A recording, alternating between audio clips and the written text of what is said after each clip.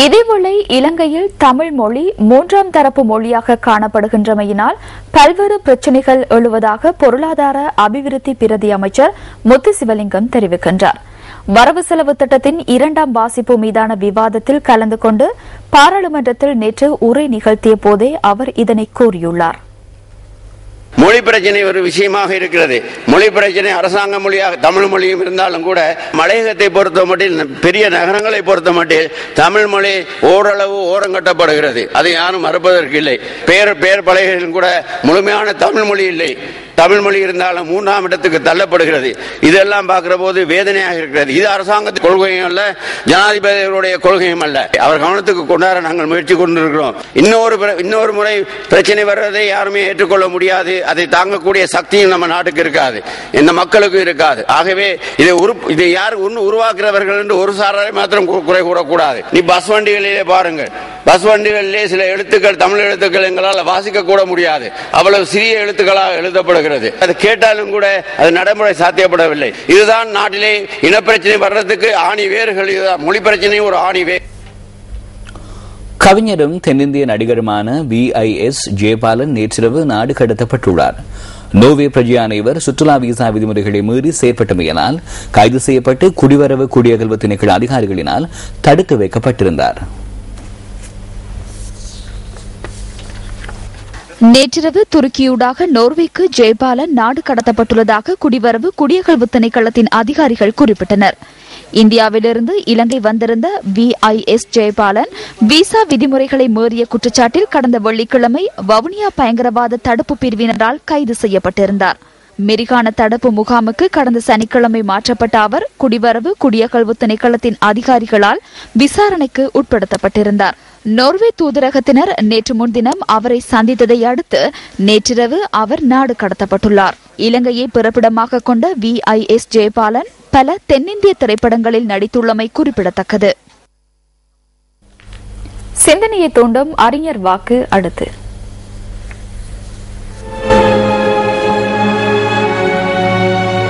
வீர இளைஞர்களே, முன்னேறி செல்லுங்கள். கட்டுண்டு கிடக்கச் செய்யும் தடைகளை வெட்டி வீழ்த்தவும், எளியவர்களின் துயரச் சுமைகளை குறைக்கவும், இருண்ட உள்ளங்களில் ஒளியேற்றவும் முன்னேறி செல்லுங்கள். சுவாமி விவேகானந்தர். உங்கள் மனம் கவர்ந்த பொன்மொழிகளை நியூஸ் ஃபர்ஸ்ட் சக்தி அறிஞர் வாக்கு பகுதிக்கு அனுப்பி வையுங்கள். மின்னஞ்சல் முகவரி newsfirst@maharaja.lk.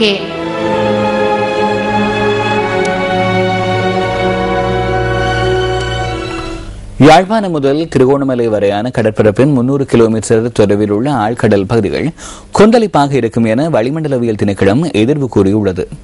எனவே கடற்சொழிலில் ஈடுபடுவோர் மிகுந்த அவதானத்துடன் செயற்பட வேண்டும் எனவும் அறிவுறுத்தப்பட்டுள்ளது. வங்காள விரிகுடா கடலில் கடந்த 20ஆம் தேதி உருவாகியிருந்த தங்கமக்கமானது வலுவடைந்த பின் லீகார் சூறாவளி என பெயர் சூட்டப்பட்டது. இது தற்போது முல்லைத்தீவிலிருந்து விலக்காக 750 கிலோமீட்டர் தூரத்திலும் இந்தியாவின் மச்சிலை பட்டணத்திலிருந்து தென்கிழக்காக 570 கிலோமீட்டர் தூரத்திலும் காணப்படுகின்றது. இது தற்போது மேற்கு வடமேற்கு திசையில் மணிக்கு 15 கிலோமீட்டர் வேகத்தில் மெதுவாக இந்தியாவின் ஆந்திர பிரதேசத்தை நோக்கி நகர்ந்து கொண்டிருக்கும். இந்த சூறாவளியானது ஆந்திர பிரதேசத்தின் மச்சிலிப்பட்டினம் அருகே நாளை பிற்பகல் இந்திய தேசத்தை ஊடறுக்கும் என்று எதிர்பார்க்கப்படுகின்றது. இதன் தாக்கத்தினால் யாழ்ப்பாணம் முதல் திருவோணமலை வரையான 300 கிலோமீட்டருக்கு அப்பாற்பட்ட ஆழ்கடல் பிரதேசம் மிகவும் கொந்தளிப்பாக காணப்படுவதுடன் இந்த பகுதியில் காற்றின் வேகமானது மணித்தாளத்துக்கு 70 கிலோமீட்டர் வேகத்தில் வீசுவதனால் அந்த கடல் பிராந்தியம் ஆபத்தானவையாகவும் காணப்படுகின்றது. எனவே மீனவ சமூகம் மற்றும் கடல்சார் தொழிலாளர்கள் தமது கடல் நடவடிக்கையின் போது எச்சரிக்கையாக இருக்குமாறு கேட்டுக்கொள்ளப்படுகின்றார்கள். இதேவேளை காத்தான்குடி கடற்பரப்பில் வீசிய பலத்த காற்றினால் மீனவர் ஒருவர் காயமடைந்துள்ளதுடன் அவர் மட்டக்களப்பு போதனா வைத்தியசாலையில் அனுமதிக்கப்பட்டுள்ளதாக போலீசார் குறிப்பிட்டனர். படகொன்றை கடலுக்குள் செலுத்த முற்பட்ட மீனவரே இவ்வாறு படுகாயமடைந்துள்ளதாக எமது பிராந்திய செய்தியாளர் தெரிவித்தார். பலத்த காற்று காரணமாக ஏத்துக்கள் கடற்கரையில் நிறுத்தி வைக்கப்பட்டிருந்த 5 படகுகளும் 4 இயந்திர படகுகளும் சேதமடைந்துள்ளதாக போலீசார் தெரிவிக்கின்றனர். காத்தான்குடி கடற்பரப்பில் இன்று அதிகாலை 1:30க்கும் 2 மணிக்கும் இடைப்பட்ட காலப்பகுதியில் பலத்த காற்று வீசியுள்ளது.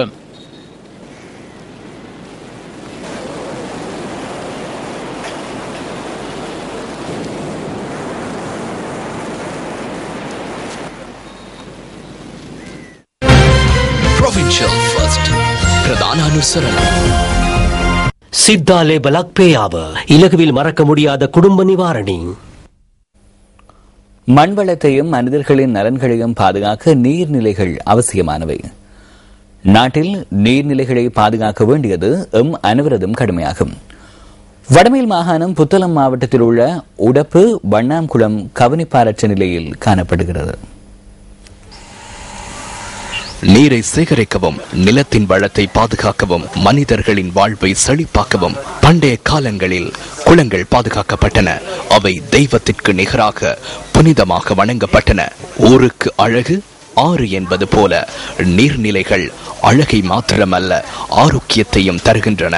இன்றைய காலத்தில் குளங்கள் கைவிடப்படுவதும் கவனிப்பாரற்ற நிலைக்கு தள்ளப்படுவதும் ஆங்காங்கே இடம்பெற்றுக் கொண்டிருக்கின்றன. புத்தளம் மாவட்டத்தில் உள்ள உடப்பு வண்ணாங்குளம் கவனிப்பாரற்ற நிலையில் காணப்படுகிறது. கிட்டத்தட்ட எனக்கு தெரிந்த அளவில் 30 வருஷ காலத்துக்கு முன்பிருந்து இந்த குளம் கைவிடப்பட்டு பராமரிப்பு இல்லாமல் அப்படியோ குப்பையும் கூடமாக நிறைந்து அப்படியோ பராமரிப்பட்டவர் கிடக்குது. அப்போ பல பேர் எனக்கு பெரிய நல்லவர்கள் பெரியவர்கள் படித்தவர்கள் வந்தவர்கள் சொன்னாங்க, இந்த குளத்தை நீங்க தூர்ந்து போக விட வேணாம், இதை நீங்க நல்ல வடிவாக தோண்டி பராமரித்து வாங்க, அப்பதான் அயல்ல உள்ள வீடுகளுக்கு காணிகளுக்கு கிணறுகளுக்கு எல்லாம் தண்ணீர் இருக்கும், இல்லாட்டி தண்ணீர் இல்லாமல் வற்றி போயிடும் என்றெல்லாம் சொன்னாங்க. 1958 ஆண்டில் அரை ஏக்கர் நிலப்பரப்பில் நிர்மாணிக்கப்பட்ட இந்த குளம் தற்போது குப்பைகள் கொட்டப்படும் ஒரு இடமாக மாறியிருப்பதே மிகவும் கவலைக்குரியது. ஒரு காலத்தில் அழகும் ஆரோக்கியமும் கொண்டிருந்த இந்த குளம் தற்போது மாசடைந்து துர்நாற்றம் வீசிக்கொண்டிருக்கிறது. சனங்கள்லாம் குளத்தை தட்டி தட்டி குளம் மாசடைஞ்சா இந்த குளத்துக்கு பக்கத்துல நாங்க இருக்கோம். வெள்ளம் வரும்போது அந்த தண்ணி முழுக்க எங்களோட வீடுகளுக்குள்ளே வந்துரும். வாரது நாங்க வீட்டை விட்டு போற அளவுக்கு கூட நாங்க போயிருக்கோம். அப்படி அந்த சாக்கடை எல்லாம் எங்களோட வீடு நோக்கியே வரும்.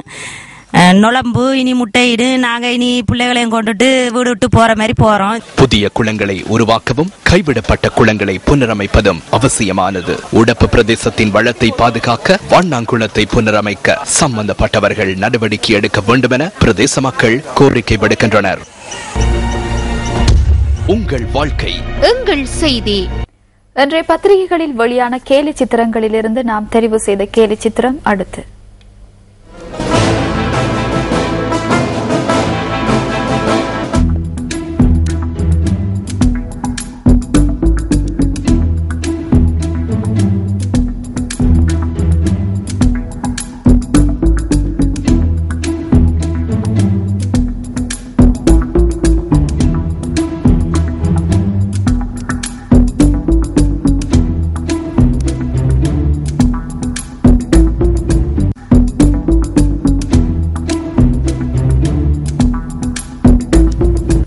உள்நாட்டுச் செய்தி. சுகாதார தொழிற்சங்கங்கள் சில ஒன்றிணைந்து ஆரம்பித்த அடையாள பணி பகிஷ்கரிப்பை இடைநிறுத்துமாறு கொழும்பு மாவட்ட நீதிமன்றம் இன்று தடையுத்தரவை பிறப்பித்துள்ளது. தேசிய வைத்தியசாலையில் தங்கியிருந்து சிகிச்சை பெற்ற இருதய நோயாளி ஒருவர் நீதிமன்றத்தில் தாக்கல் செய்த மனுவை பரிசீலனைக்கு எடுத்துக்கொண்ட போதே இந்த தடையுத்தரவு பிறப்பிக்கப்பட்டுள்ளது. சுகாதார தொழிற்சங்கங்கள் கோரிக்கைகள் பலவற்றை முன்வைத்து நாடளாவிய ரீதியில் 48 மணித்தியால அடையாள பணி பகிஷ்கரிப்பை ஆரம்பித்திருந்தது. சம்பள முரண்பாடுகள் மற்றும் கொடுப்பனவுகள் குறைக்கப்பட்டமைக்கு எதிர்ப்பு தெரிவித்து 16 தொழிற்சங்கங்கள் ஒன்றிணைந்து இந்த அடையாள பணி பகிஷ்கரிப்பை ஆரம்பித்திருந்தன. நோயாளர் சிகிச்சை பிரிவு, ரசாயன பரிசோதனைகள், மருந்து விநியோகம் உட்பட பல பிரிவுகளின் அதிகாரிகள் தமது கடமைகளில் இருந்து விலகி இருந்ததாக தாதியர் மற்றும் உதவி மருத்துவ சேவையாளர் ஒன்றியத்தின் ஏற்பாட்டாளர் சமன் ரத்னப்பிரியா குறிப்பிட்டுள்ளார். இருப்பினும் அவசர சிகிச்சை பிரிவுக்கு தேவையான ஊழியர்களை பணியில் ஈடுபடுத்தியுள்ளதோடு சீமாட்டி ரிஜ்வே சிறுவர் வைத்தியசாலை, ஸ்ரீமாவு பண்டநாயக்க சிறுவர் வைத்தியசாலை, மகமூதர வைத்தியசாலை, மகரகம புற்றுநோய் வைத்தியசாலை உள்ளிட்ட சில முக்கிய வைத்தியசாலைகளில் பணி பகிஷ்கரிப்பு முன்னெடுக்கப்படவில்லை என்று அவர் கூறினார். இந்த பகிஷ்கரிப்பு காரணமாக தேசிய வைத்தியசாலையில் நோயாளர்கள் பெரும் அசௌகரியங்களுக்கு உள்ளாகினர். விருதுக்காக தெரிவு செய்யப்பட்டுள்ள சமூக பணியில் ஈடுபடும் மற்றொரு விசேட நபர் குறித்த விவரங்கள் அடுத்து.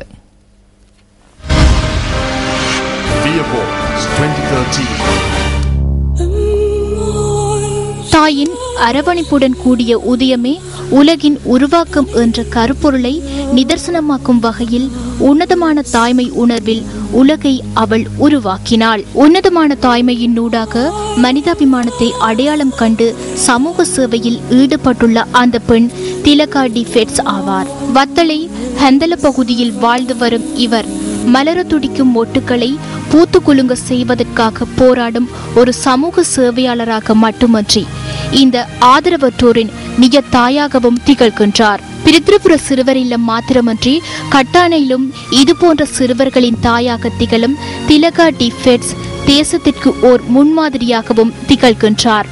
தாய் அன்பிற்கு எல்லைகளோ வேலிகளோ கிடையாது. அனைத்து சிறுவர்களும் நமதாகும். என்று ஓர் நாள் அவர்கள் புன்முறுவல் பூப்பார்கள். அவர்கள் எனது பிள்ளைகளாவார்கள்.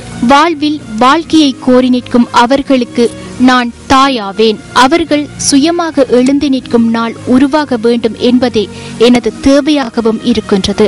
மனிதாபிமானத்திற்கு விலை நிர்ணயிக்க முடியாது. இந்த ஆதரவற்றோரை அரவணைப்பதே எனது எதிர்பார்ப்பாகவும் இருக்கின்றது. இனி விளையாட்டுச் செய்தி. இலங்கை ஒலிம்பிக் குழுவின் தேர்தலை பிற்போடுமாறும் இந்த நாட்டு விளையாட்டுத்துறை சட்ட திட்டங்களை மறுசீரமைக்குமாறும் சர்வதேச ஒலிம்பிக் குழு இலங்கைக்கு இன்று ஆலோசனை வழங்கியுள்ளது. ஒலிம்பிக் குழுவின் கீழ் இயங்கும் விளையாட்டு சங்கங்களின் தேர்தலை மீளவும் நடத்தி அந்த தேர்தல் மற்றும் யாப்பை அந்த விளையாட்டுகளுக்குரிய தேசிய சம்மேளனத்தின் கீழ் நடைமுறைப்படுத்துமாறும் சர்வதேச ஒலிம்பிக் குழு குறிப்பிட்டுள்ளது.